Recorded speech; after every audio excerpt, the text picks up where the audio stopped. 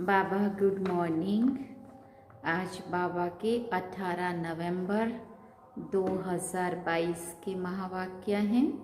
बाबा ने सार में कहा, मीठे बच्चे, तुमने जीते जी बेहद के बाप की गोद ली है।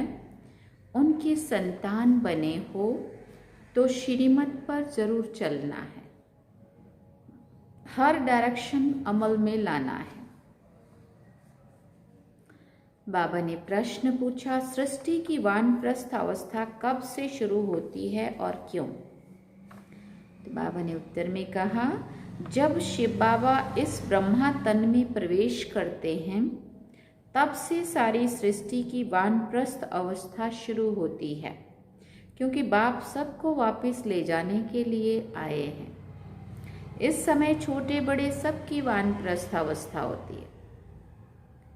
इस समय सब छोटे बड़े सबकी वानप्रस्थ अवस्था है। सबको मीठे घर मुक्ति धाम वापस जाना है, फिर जीवन मुक्ति में आना है। वैसे भी बाप जब इस ब्रह्मा तन में प्रवेश करते हैं तो इनकी आयु 60 वर्ष की होती है। इनकी भी वानप्रस्थ अवस्था होती है। गीत सुना मरना तेरी गली में, जीना तेरी गली में। ओम शांति। बाबा ने पूछा, ये किसकी गली में आकर मरना होता है? मनुष्य चाहते हैं कि हम मुक्ति धाम में जाएं। परमपिता परमात्मा शिव बाबा की विजय माला में पिरो जाएं। बच्चे जानते हैं जो भी मनुष्य मात्र की आत्माएं हैं वो बाप के गले का हार जरूर है। जैसे लौकिक बाप की रचना लौकिक बाप के गले का हार है, बच्चे बाप को, बाप बच्चे को याद करते हैं, वैसे वास्तव में जो भी आत्माएं हैं वो सब याद करती हैं परमपिता परमात्मा बाप को। वो है हद का बाप और ये है बेहद का बाप। हर एक मनुष्य चाहते हैं हम मुक्ति प्राप्त करें, क्योंकि निराकार के गले का हार अर्थात मुक्ति और विष्णु के गले का हार अर्थात जीवन मुक्ति। बाप मुक्ति और जीवन मुक्ति देते हैं। बेहद के बाप के बच्चे बनेंगे तो उनके गले का हार बनेंगे। लौकिक माँ बाप के गले का हार हैं बच्चे। वो खुद माँ बाप भी किसी के बच्चे होते हैं। गाते हैं तो मात पिता हम बालक तेरे, परंतु जब हम तुम्हारे गले का हार बनेंगे तब हम सदा सुखी होंगे। बेहद के बाप को याद करते हैं, परंतु उनके गले का हार कैसे बनेंगे वो आश रहती है।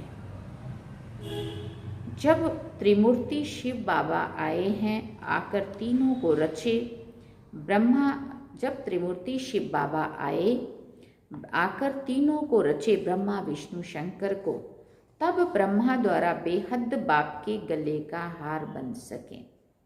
पहले लौकिक माँ बाप के गले का हार हैं, उनसे जीते जी मरकर पार लौकिक बाप का बने तब वर्षा मिले। जैसे कोई साहूकार गरीब के बच्चे को अडॉप्ट करते हैं ना, तो आकर साहूकार की गोद लेते हैं जीते जी। वो गरीब भी जीते तो है ना, दोनों याद रहते हैं। तुमको भी लौकिक और पार लौकिक दोनों संबंध याद रहते हैं। अब जिस गरीब घर से वो बच्चे को लाया गया और जिस अमीर घर में वो रह रहा है, तो उस बच्चे को भी याद तो है ना, जीते जी वहाँ से गरीबी से अमीरी में आया, तो वो भी याद रहता है, ये भी याद रहता है। पर अब उन्होंने पूरा हक दे दिया और अब उनको उस बात की खुशी है कि अब मैं बहुत ऊंचे बड़े बाप ने मुझे अपने गोद में लिया है, अपना बनाया है, अब इसका सब कुछ मेरा है, वो बात की खुशी रहती है। यहाँ पे भी बाबा कहते तुम क्या थे पहले? बुराइयों से भरे हुए विकार, बुराइयों से भरी हुई कमज़ोर आत्माएं, कंगाल आत्माएं, और बाबा ने अपना बनाया तो उस माया रावण की गोद से उठकर बाबा की गोद में आए, उस लौकिक में से अलौकिक में आए। तो बाबा कहते उसमें भी तुम्हें याद तो इतना तो याद रहेगा ना कि हाँ हम उनके थे और अभी हम बाबा के बने हैं। वो गरीब भी जीते तो है ना, तो दोनों याद रहते। तुमको भी लौकिक पारलौकिक दोनों संबंध याद हैं, दोनों से मिलन होता है। तुमने पारलौकिक माँ बाप की गोद ली है उनसे सुख घनेरे लेने के लिए। वो हुई हद की गोद और ये है बेहद की गोद। जीते जी गोद ली है। जानते हो, इनकी गोद लेने से हम देवी देवता कुल में सुख घनेरे पाएंगे। तो जिस माता पिता के संतान बने हो उनको ज़रूर याद करना पड़े। श्रीमत तो गाई हुई है ना, अब तुम प्रैक्टिकल उनकी मत पर चल रहे हो। ऐसे भी नहीं कि झट से सब अडॉप्ट हो जाते हैं, नहीं, आहिस्ते आहिस्ते बनते हैं। अब देवी देवता धर्म की स्थापना हो रही है, झाड़ धीरे धीरे वृद्धि को पाता है। क्रिश्चियन का भी पहले क्राइस्ट आता है, फिर 10, 20, 50 बढ़ते जाते हैं। ये झाड़ यहाँ सामने बढ़ता है, क्राइस्ट चला जाता है, फिर भी आकर अंत में शामिल होता है।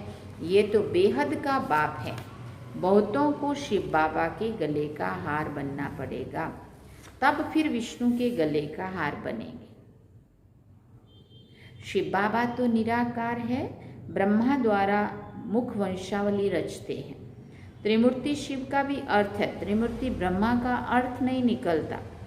बाबा करेक्शन भी करते रहते हैं। गोले के नीचे लिखना है सुदर्शन चक्र, ना कि चरखा। उस गवर्नमेंट का चरखा लगा हुआ है, यहाँ सुदर्शन चक्र है। दिन प्रतिदिन करेक्शन होती रहती है। बाबा ने समझाया है त्रिमूर्ति शिव, हमेशा त्रिमूर्ति शिव जयंती कहना है। शिव बाबा ब्रह्मा द्वारा वर्षा देते हैं। शिव बाबा है तो वर्षा भी जरूर साथ में चाहिए। तो ये विष्णु है वर्षा, फिर शंकर द्वारा विनाश गाया हुआ है, इसलिए त्रिमूर्ति का चित्र है मुख्य। त्रिमूर्ति चित्र चला आया है, वहाँ भी तुम राज्य करते हो तो तख्त के पिछाड़ी विष्णु का चित्र रहता है। ये जैसे कोट ऑफ आर्म्स है, इसका अर्थ मनुष्य नहीं जानते हैं। बाप ने तुम बच्चों को समझाया है, ये ज्ञान अभी तुमको मिला है, देवताओं के पास ये ज्ञान नहीं रहता है। तीसरा नेत्र तुम ब्राह्मणों का खुलता है। बाप कितना सहज समझाते हैं, मन मना भव। बाप और वर्षे को याद करो, ब्रह्मा मुख वंशावली हो ना, तुम ज्ञान गंगाएं भी ठहरे। तुम हो ज्ञान सागर द्वारा ब्रह्मा मुख कमल से निकली हुई मुख वंशावली, ज्ञान कुमार कुमारियां। तो तुम हो ज्ञान सागर के बच्चे। वास्तव में सच्चा तीर्थ तो ये है, आत्माओं और परमात्मा का ये सच्चा संगम है। ज्ञान सागर और ज्ञान गंगाएं, ये बड़ी गुप्त समझने की बातें हैं। मोटी बुद्धि वाले ये नहीं समझ सकेंगे। उन्हों के लिए ही फिर सहज युक्ति है, शिव बाबा और वर्षे को याद करो इन द्वारा। ये बुद्धि में होने से खुशी का पारा चढ़ेगा। फिर बाबा ने कहा,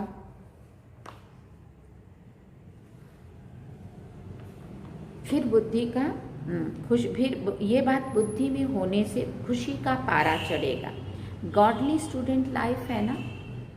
बेहद का बाप हमको पढ़ा रहे हैं। अभी तुम्हारी बुद्धि में राजयोग का ज्ञान है, जिससे तुम प्रारब्ध पाते हो। वहाँ इस नॉलेज की दरकार नहीं रहती है, दरकार तो यहाँ है। बाप कहते हैं, कल्प कल्प में आकर राजयोग सिखाता हूँ, रचना के आदि मध्य अंत का राज समझाता हूँ कि ये चक्र कैसे फिरता है। महिमा सारी संगम की है, जबकि पतित पावन बाप आकर पुरानी दुनिया से नई दुनिया में ले जाते हैं। पुरानी दुनिया के विनाश के लिए तैयारियां भी हो रही हैं। देखते हो आजकल दुनिया में क्या हो रहा है। आज बादशाह है, कल मिलिट्री बिगड़ती है तो बादशाह को भी कैदी बना देते हैं, कोई को भी मार डालते हैं। ऐसे बहुत केस होते रहते हैं। आजकल कोई बात पर भरोसा नहीं है। दुख ही दुख है। आज किसको बच्चा हुआ खुशी होगी, कल मर गया तो दुख।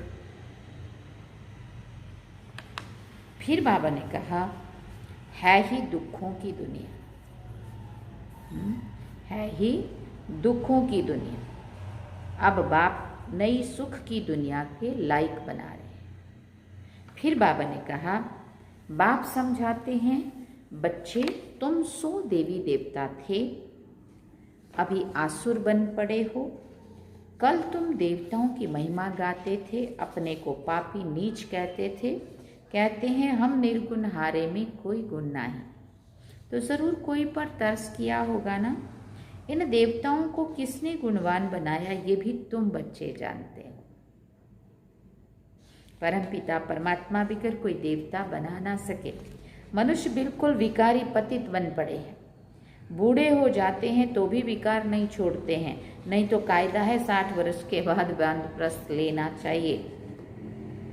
पहले ऐसा करते थे, 60 वर्ष के अंदर अपना बोझा उतार कर बच्चों को दे देते थे। अब 60 वर्ष की आयु में भी बच्चे पैदा करते हैं। बाप कहते हैं इनकी 60 वर्ष की आयु में बहुत जन्मों के अंत के जन्म में, अंत के भी अंत में जब इनकी वानप्रस्थ अवस्था हुई तब मैंने प्रवेश किया, तब इसने भी सब कुछ छोड़ा।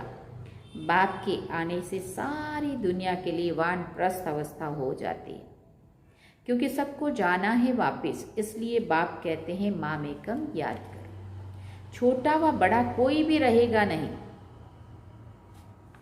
बाप आकर सबको मीठा बनाते हैं। मुक्ति जीवन मुक्ति दोनों मीठे धाम हैं।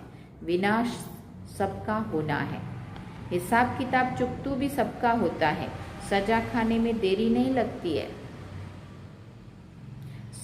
जैसे काशी कलवट खाते हैं ना, तो पापों से मुक्त हो जाते हैं, फिर नए सिरे हिसाब शुरू हो जाता है। बाकी मुक्ति में एक भी नहीं जाते हैं।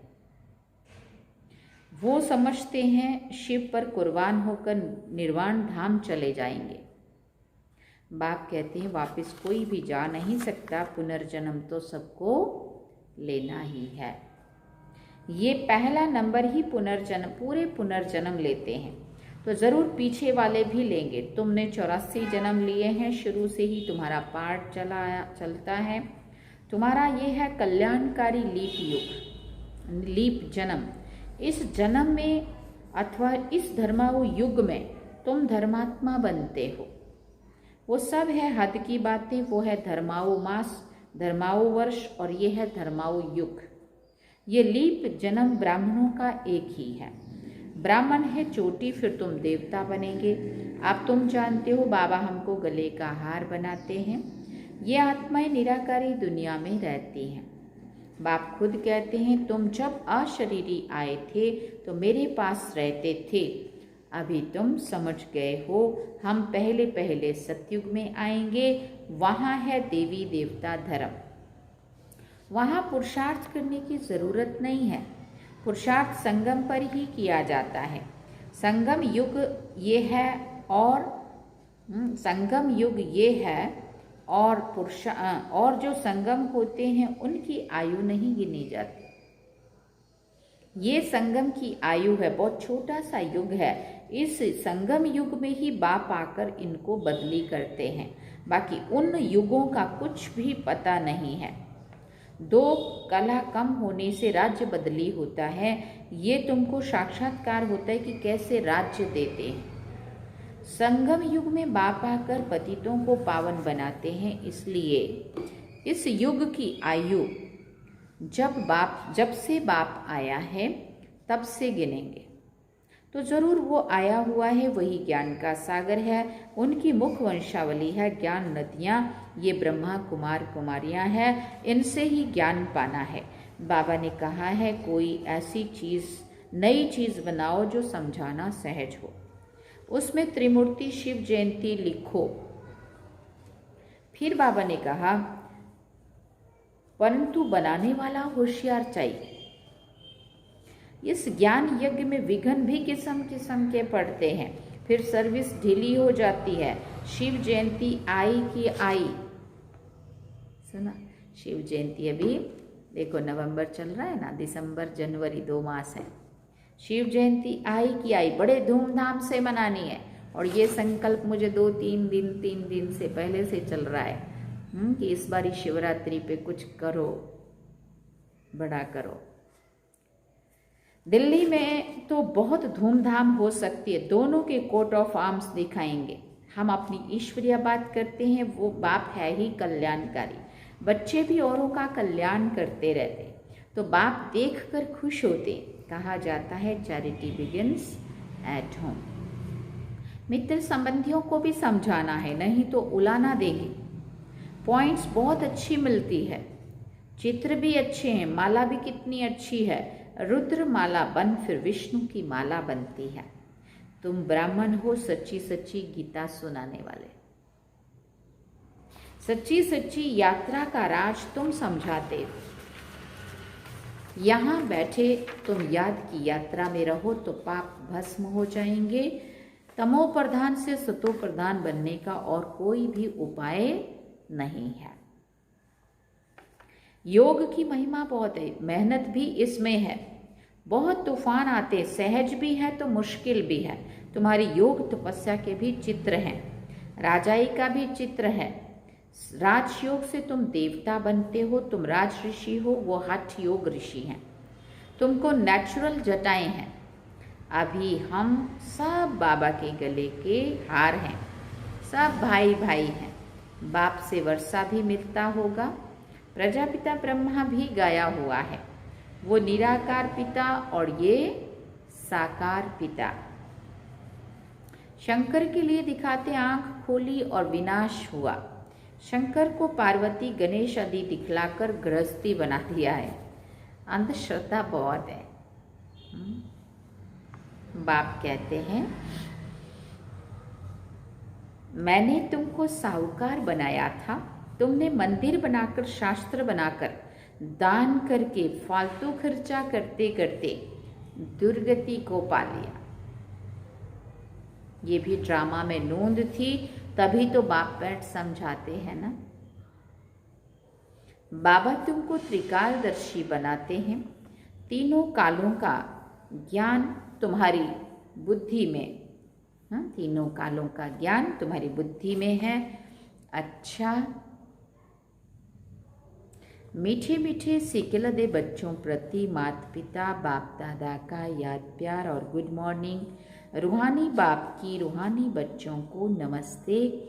हम रूहानी बच्चों की रूहानी माता पिता बाप दादा को दिल व जान सिखवा प्रेम से याद प्यार गुड मॉर्निंग नमस्ते। थैंक यू बाबा, शुक्रिया बाबा। अब धारणा के लिए मुख्य सार है। पहला पॉइंट, ये धर्माहु युग है। इस समय धर्मात्मा बनना है, सबका कल्याण करना है, मुक्ति और जीवन मुक्ति में चलने का रास्ता बताना है। दूसरी बात, हमारी ये गॉडली स्टूडेंट लाइफ है। बेहद का बाप हमको पढ़ा रहे हैं, इस खुशी में रहना है। वरदान में बाबा ने कहा, योग की करंट के वाइब्रेशन द्वारा किले को मजबूत करने वाले यज्ञ रक्षक भव। योग की करंट से योग की करंट के वाइब्रेशन द्वारा किले को मजबूत करने वाले यज्ञ रक्षक भव। बाबा ने कहा, जैसे ब्राह्मण फैमिली बढ़ाने की प्लानिंग करते हो, अब ऐसा प्लान करो जो कोई भी आत्मा ब्राह्मण परिवार से किनारे नहीं हो जाए। किले को ऐसा मजबूत बनाओ जो कोई जा ही नहीं सके। जैसे चारों ओर करंट की तारें लगा देते हैं ना, तो आप भी योग के वाइब्रेशन द्वारा करंट की तारें लगा दो। जब इस यज्ञ के किले को अपने योग के पावरफुल वाइब्रेशन द्वारा मजबूत बनाने का संकल्प इमर्ज हो, तब कहेंगे यज्ञ रक्षक। स्लोगन में बाबा ने कहा, ज्ञानी तो आत्मा वो है जिसका कर्म साधारण होते भी स्थिति पुरुषोत्तम हो। ज्ञानी तो आत्मा वो है जिसका साधारण कर्म होते हुए भी स्थिति पुरुषोत्तम हो, उत्तम से उत्तम स्थिति, ऊंचे से ऊंची स्थिति हो। कर्म भले हम कितना भी साधारण कर रहे हो, झाड़ू लगा रहे हो, बर्तन कर रहे हो, पोछा लगा रहे हो, कपड़ा धो रहे हो, जो भी हम कर रहे हो, छोटे से छोटा काम, साधारण से साधारण काम भी कर रहे हो, लेकिन हमारी स्थिति अगर इतनी ऊंची है तो बाबा कहते वही ज्ञानी तो आत्मा है। क्योंकि बाबा ने कहा कर्म योगी अपने को बनना है, जो भी सेवा मिले उस सेवा में अपनी स्थिति हमारी ऊंचे से ऊंची बनी हुई रहे। अच्छा, ओम शांति। सार में बाबा ने कहा, मीठे बच्चे, तुमने जीते जी बेहद के बाप की गोद ली है, उनकी संतान बने हो तो श्रीमत पर जरूर चलना है, हर डायरेक्शन अमल में लाना है।